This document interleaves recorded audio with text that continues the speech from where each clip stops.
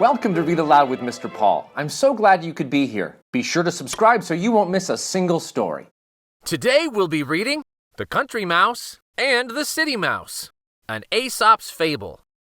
From Classic Bedtime Stories, illustrated by Scott Gustafson. The Country Mouse and the City Mouse. Once there were two mice that had been playmates when they were young, but life had taken them on different paths, and they had gone their separate ways. One lived in the country, whereas the other had chosen to live in the city. Then one day, by chance, their paths crossed again. Right then and there, they decided to renew their old friendship. "You should come for a visit to the country," said the Country Mouse. "The fresh air will do you good." "That does sound splendid," agreed the City Mouse. "How does the day after tomorrow sound?" So it was that the date and the time were set, and the Country Mouse hurried home that very day and began to get ready for his visitor. He loved the quiet little corner of the old barn that he called home.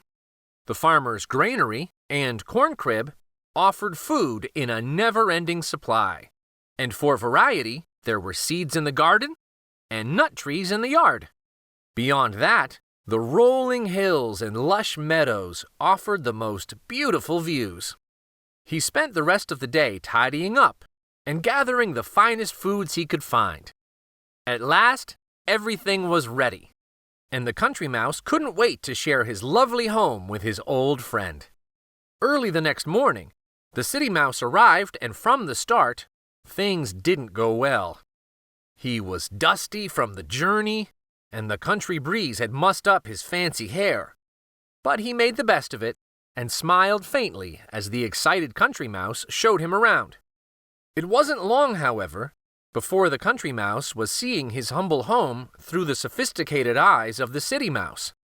And by the time they sat down to lunch, the poor Country Mouse was feeling that his rustic lifestyle really wasn't that much to be proud of after all.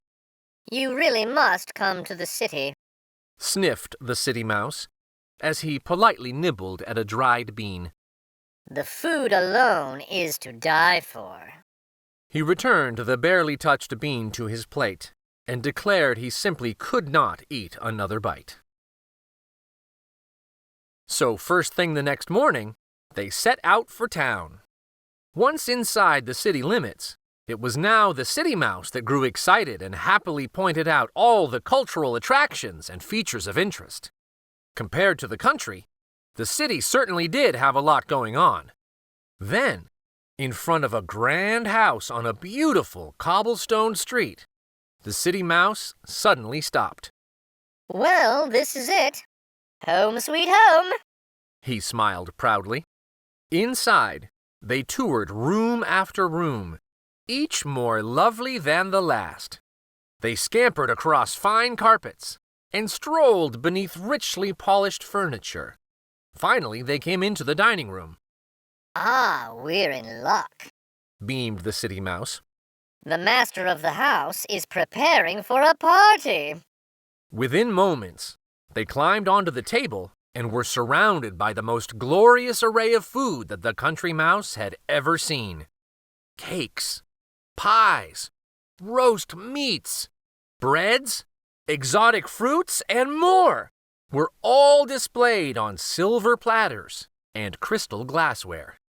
They had just begun to nibble at a delicious cake when one of the servants came bustling into the room to rearrange the flowers.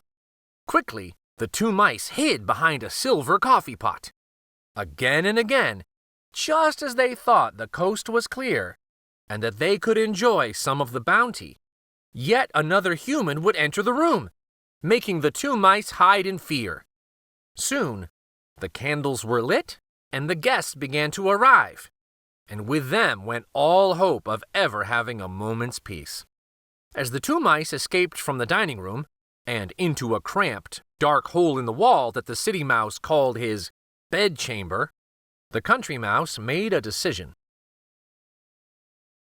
"You know, old friend," he said, You are surrounded by the finest food and furnishings that money can buy, but you can't enjoy any of it.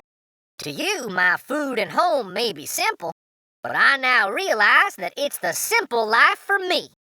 With that, the old friends shook hands and once more parted ways.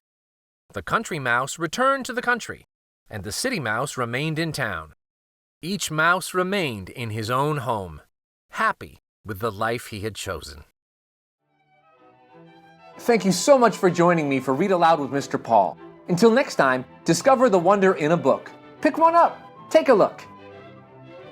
For more Aesop's Fables, like and subscribe to Read Aloud with Mr. Paul. Thanks again.